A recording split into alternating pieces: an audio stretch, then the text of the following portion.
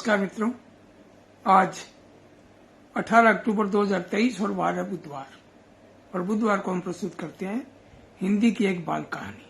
तो आज आपके सामने एक बाल कहानी प्रस्तुत करने से पहले मैं कुछ बातें भी शेयर करना चाहूंगा। भाई, दीनदयाल की चौपाल में बहुत बहुत स्वागत और हार्दिक अभिनंदन। सुरेश चंद्र जी सर्वहारा कोटा से पधारे हैं, आपका बहुत बहुत स्वागत। और मैं जो सूचना देने जा रहा था वो सूचना ये है कि 16 और 17 नवंबर 2023 को मुंबई में एक कार्यक्रम हो रहा है, अणुव्रत लेखक सम्मेलन की ओर से 2 दिवसीय कार्यक्रम, जिसमें देश भर से 33 लोगों की स्वीकृति आ चुकी है, और जिसमें दिल्ली, राजस्थान, महाराष्ट्र, गुजरात, उत्तराखंड, उत्तर प्रदेश और मध्य प्रदेश, इन राज्यों के रचनाकारों की स्वीकृति मिल चुकी है। और जो ग्रुप बना हुआ है, डॉक्टर वीरेंद्र भाटी जी जो है, वीरेंद्र भाटी जी मंगल, ये ग्रुप एडमिन है। और उस ग्रुप से मैं आपको सूचना दे रहा हूं कि 16 और 17 नवंबर को मुंबई में काफी लोगों से मिलना होगा, और बहुत बढ़िया कार्यक्रम है वहाँ। जैन मुनि जी का बहुत बढ़िया कार्यक्रम होगा। तो मैं डॉक्टर वीरेंद्र मंगलम जी को और पूरी जो संस्था है अणुव्रत विश्व भारतीय सोसाइटी की ओर से जो है ना, जो आयोजित हो रहा है, उनको मैं बहुत बहुत बधाई देता हूँ, संस्था को भी और संस्था के सभी आयोजक और पदाधिकारियों को। अणुव्रत विश्व भारतीय सोसाइटी जो है अपने लक्ष्य में जो काम कर रही है, लक्ष्य के लिए बहुत बहुत मेरी शुभकामनाएं। और अब और कई साथी पधारे हैं, बनौली से डॉक्टर सतीश चंद्र भगत भी आए हैं, और छोटू सिंह प्रजापति भी पधारे हैं सऊदी अरब से, विष्णु प्रसाद शर्मा कोटा से पधारे हैं, विष्णु शर्मा हरियर, और दिनेश पुरोहित जी जयपुर से, जो हमारे बड़े भाई साहब, और SRC के हमारे मार्गदर्शक श्री भगवान सैनी जी श्री डूंगरगढ़ से। भाई अचानक भी मोकड़ा राम राम है आपको सभी भाइयों का नमस्कार। और दूसरी सूचना ये है कि देश भर के चुनिंदा जो रचनाकारों की एक मैं किताब तैयार कर रहा हूँ, हिंदी की जो प्रतिनिधि बाल कविताएं हैं आपकी, उनका राजस्थानी में अनुवाद। तो प्रत्येक रचनाकार की मैं 5-5 रचनाएं जो है अनुदित कर रहा हूँ और उसको पुस्तक में सम्मिलित कर रहा हूँ। तो कुल 21 रचनाकारों की 105 रचनाओं का ये संग्रह बनेगा, और 2023 में ये आप सबके बीच में, आप सबके हाथों में होगा। तो पूरी तैयारी है, और लगभग मैंने 9 रचनाकारों की 5-5 कविताओं का राजस्थानी में अनुवाद कर लिया है। बाकी 12 रचनाकारों का भी 2-3 दिन में पूरा कर लूंगा, मैं कंप्लीट कर लूंगा। और उसके बाद जो है पूरी तैयारी के साथ जो है प्रूफ संशोधित करके और उसका PDF बना के, और फिर बीकानेर के जो हमारे पब्लिशर साथी हैं वो दिल्ली से छपवाएंगे, और बहुत बढ़िया किताब आपके हाथों में होगी। और मैं इस मंच के माध्यम से, दीनदयाल की चौपाल मंच के माध्यम से, उन सभी साहित्यकार मित्रों का आभार व्यक्त करता हूं जो इससे जुड़े हैं। और इसके बाद में एक दूसरी योजना और भी है कि दिसंबर में मैं शुरू कर दूंगा इस किताब के आते 51 रचनाकारों की 2 या 3 रचनाएं। और अभी जो मैं 21 रचनाकारों का दे रहा हूँ, उस किताब में 5-5 कविताओं के साथ उनका एक पेज का परिचय भी होगा, उनके फोटो भी होंगे, है ना, ईमेल, मोबाइल नंबर। और महिला जो लेखिकाएं हैं, अगर वो चाहेंगे तो उनका मोबाइल नंबर देंगे, अगर वो कहेंगे भी मोबाइल नंबर नहीं देना तो उनके मोबाइल नंबर नहीं देंगे।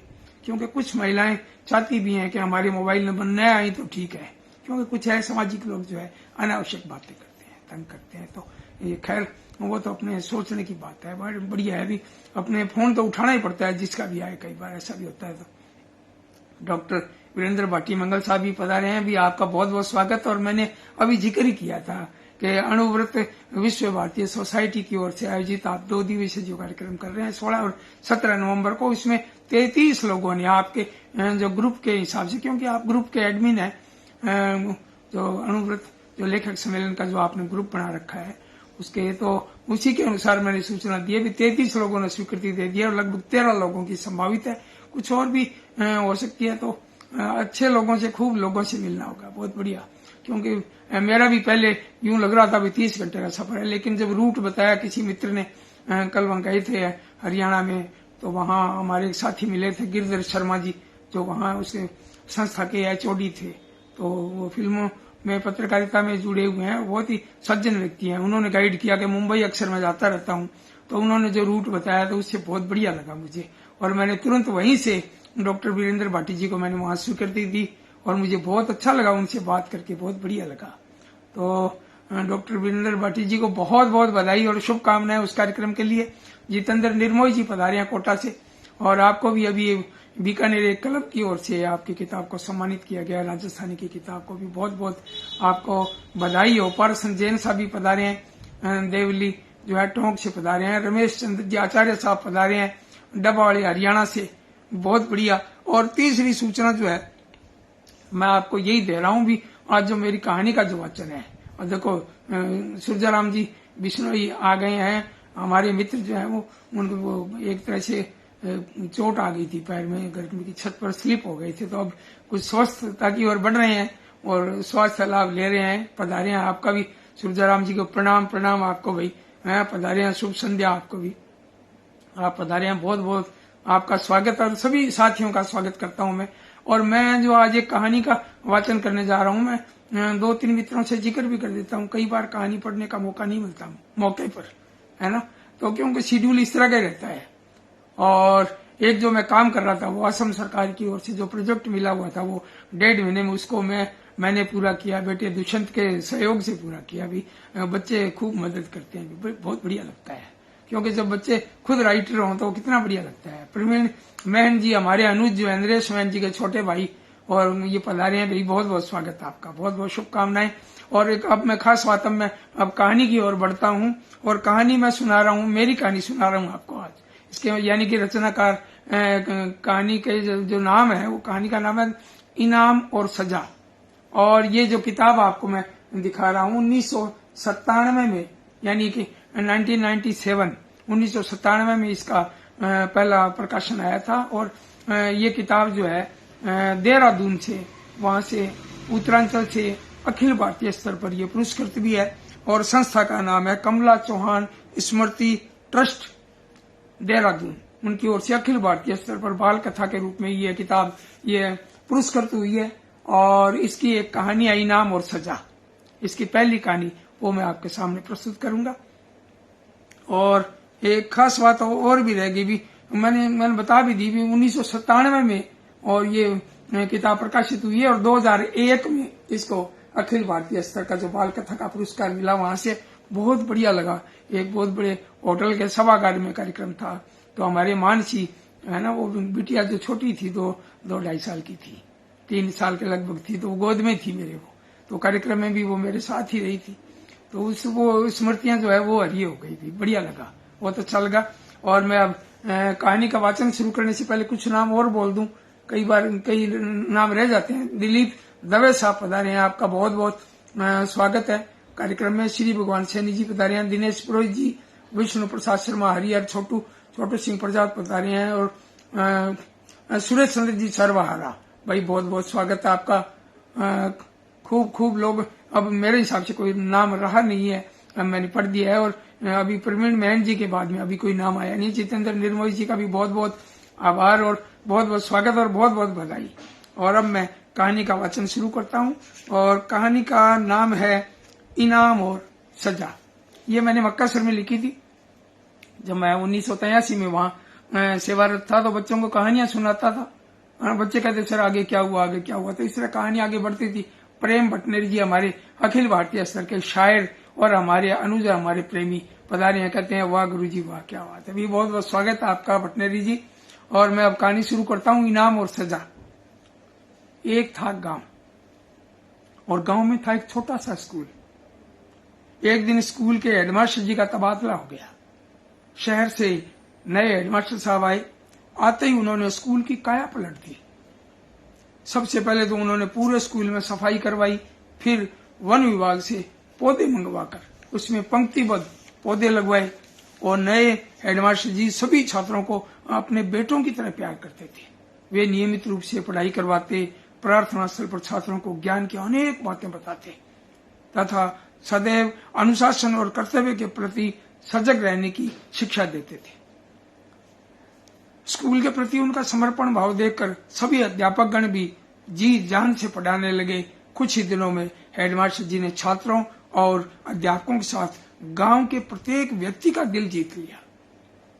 एक दिन स्कूल के पास मुख्य सड़क पर एक छात्र को उसके सहपाठी ने ट्रक की चपेट में आने से बचा लिया। इस बात की चर्चा उस दिन पूरे स्कूल में थी कि तीसरे पीरियड में आकाश ने नरेश को सड़क दुर्घटना से बचा लिया। हेडमास्टर जी को जब पता चला तो उन्होंने आकाश व नरेश दोनों को अपने ऑफिस में बुलाया। क्यों आकाश, क्या ये सही है कि तुमने नरेश को ट्रक की चपेट में आने से बचा लिया? हेडमास्टर जी ने पूछा। हाँ सर, आकाश ने गर्व से सीना उठाते हुए, गर्व से सिर उठाते हुए कहा। क्यों नरेश, आकाश सही कह रहे हैं? हाँ सर। नरेश ने अपराधी की भांति गर्दन झुकाए हुए धीरे से कहा। यह साथ नहीं होता तो मैं तो मर ही जाता सर। हेडमास्टर जी ने गौर से देखा, दोनों की ओर गौर से देखा, फिर पूछा, तुम पढ़ाई के समय स्कूल से बाहर किस लिए गए थे? हेडमास्टर जी का प्रश्न अप्रत्याशित था। दोनों बच्चे अवाक रह गए। नरेश ने कोई जवाब नहीं दिया तो हेडमास्टर जी ने आकाश से पूछा, स्कूल से बाहर किस लिए गए थे आकाश? आकाश भी चुप रहा। वह अपने दाहिने पैर के अंगूठे से जमीन कुरेदने लगा।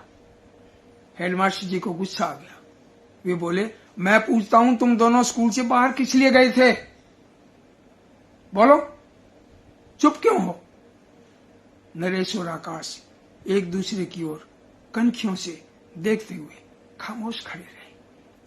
वे मन ही मन डर रहे थे कि इस घटना पर हेडमास्टर जी इतना ज्यादा गुस्सा करेंगे। उन्होंने सोचा भी नहीं था। चलो दोनों अपनी कक्षा में चलो। हेडमास्टर जी ने इतना कहने पर नरेश व आकाश चुपचाप अपनी कक्षा की ओर चले गए। कक्षा के अनेक सहपाठियों की आंखें उन्हें सवालिया निगाहों से देख रही थी, लेकिन वे दोनों चुपचाप सीट पर जा बैठे और अपनी अपनी पुस्तकें निकालकर पढ़ने लगे। शनिवार होने के कारण 7वें पीरियड में बाल सभा आयोजित होती थी। जैसे ही छठा पीरियड खत्म हुआ, सभी छात्र हॉल की ओर बढ़ने लगे। हॉल छात्रों से खचाखच भरा था। भाई मदन गोपाल लड्डा जी भी आ गए हैं, हमारे अनुज और बड़े विद्वान साथी, एक सरकारी विद्यालय में प्रिंसिपल के पद पर हैं, बहुत ही गजब ऊर्जावान राइटर हैं। और नयन खत्री जी भी पधारे हैं। भाई आपका बहुत बहुत स्वागत। तो हॉल खचाखच भरा हुआ था। सारे छात्र हॉल में बिछी दरी पर बैठे थे। हेडमास्टर जी और अध्यापक गण हॉल में लगी कुर्सियों पर बैठ गए। बाल सभा पूरे 1 घंटे तक चली। अंत में हेडमास्टर जी ने आकाश और नरेश को अपने पास बुलाया और बहादुरी के इस कार्य के लिए आकाश को रंग बिरंगे फूलों का एक खूबसूरत गुलदस्ता इनाम में दिया। इनाम पाकर आकाश बहुत खुश हुआ। सब बच्चों ने जोर से तालियां बजाई। तालियों की गड़गड़ाहट बंद होते ही हेडमास्टर जी बोले, यह बड़े गौरव की बात है कि आज आकाश ने अपने सहपाठी को एक ट्रक की चपेट में आने से बचा लिया, अतः यह इनाम पाने का हकदार है। लेकिन ये दोनों स्कूल समय में बिना छुट्टी लिए स्कूल से बाहर चले गए थे। यह इन दोनों की सबसे बड़ी गलती है। क्यों आकाश, तुम दोनों बिना छुट्टी लिए स्कूल से बाहर गए थे ना? हाँ सर, कहते हुए आकाश ने शर्म से अपनी नजरें झुका ली। नरेश भी अपनी गलती पर शर्मिंदा था। हेडमास्टर जी अपनी बात पर जोर देते हुए बोले, और यह गलती तुम दोनों की है और इसकी सजा ये है कि 3 दिन के लिए तुम दोनों को स्कूल से बाहर निकाला जाता है। इसी के साथ मैं बाल सभा समाप्ति की घोषणा करता हूं। हेडमास्टर जी का निर्णय सुनकर सभी छात्र और अध्यापक गण हतप्रभ रह गए। तो भाई ये कहानी, इनाम और सजा मैंने आपको सुनाई और आप समझ रहे होंगे भी हेडमास्टर जी का भी निर्णय भी बहुत ही बढ़िया रहा कि उसको बचाया, तब तो इनाम मिला। गुलदस्ता सबके बीच में, लेकिन दोनों जो है बिना किसी की इजाजत के, बिना किसी तरह की छुट्टी लिए हुए विद्यालय से बाहर गए थे स्कूल समय में, तो सजा तो मिलनी थी। तो मुझे तो बहुत बढ़िया लगी कहानी। आपको अगर बढ़िया लगी है तो बिल्कुल कमेंट भी कीजिएगा, बहुत अच्छा लगेगा, मेरा भी हौसला बढ़ेगा, है ना। तो और साथी आए हैं, तो डॉक्टर सतीश चंद्र भगत बनौली से पधारे हैं, कह रहे हैं बहुत बढ़िया भाई, बहुत बढ़िया, आपको कहानी अच्छी लगी और आपका बहुत बहुत स्वागत। और अब यूं लग रहा है जैसे समय जो आज बहुत जल्दी चला गया है ना। यूं कहानी भी तुरंत पढ़ दी और नाम भी मैंने सब साथियों को बोल दिए जो जुड़े थे।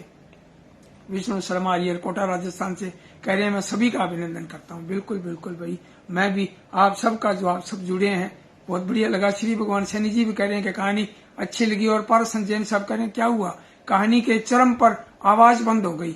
भाई इनके, मुझे लगता है इनके गड़बड़ी चल रही है कोई नेट पर, है ना।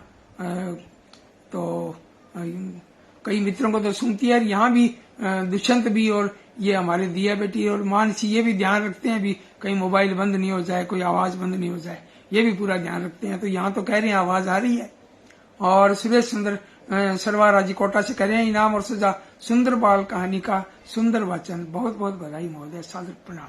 सूर्याराम जी भी खूब ऐसे इस तरह भेज रहे हैं और फूल, और भाई बहुत बहुत स्वागत आपका। सूर्याराम जी को भी बढ़िया लगी ये अपनी जो है ना पोते और पोती, पोता इनका देव और इनकी पोती जो है वो परी ये दोनों भी सुनते हैं। बहुत बहुत स्वागत आपका। छोटे सिंह कह रहे हैं बहुत सुंदर प्रस्तुति, भाई बहुत बहुत स्वागत आपका, बहुत बढ़िया लगा।